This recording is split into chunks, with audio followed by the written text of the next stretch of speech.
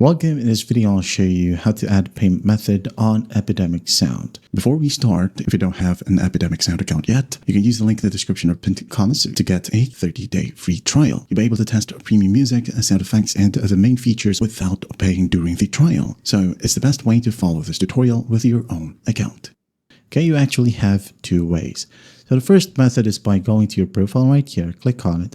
Now click on account, or if it's loaded, once it loads, you will have the subscription option right here. So go ahead and click your 30 days free since you have clicked on our link in the description or in the pinned comments. Okay, get this one, and in the 29th day, you can go ahead and cancel it and you will be charged. Okay.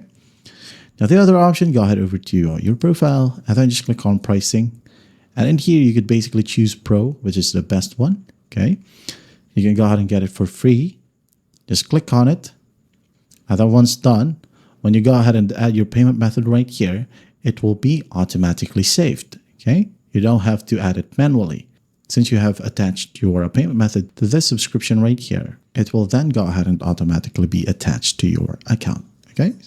So subscribe to a free trial, click on confirm and subscribe. And then once done, your account will now say either creator or pro, depending on what subscription you have. So go ahead and click on your profile again and click on account. And then in here, this time you will have your payment details attached automatically. If you want to edit or change it, just click on edit right here. That is it. Now, if you want to know more about Epidemic Sound, go ahead and check our channel out. We got a ton of videos for you. Okay. And that's just how to add a payment method on Epidemic Sound. I hope this video helps, and I'll see you in the next one.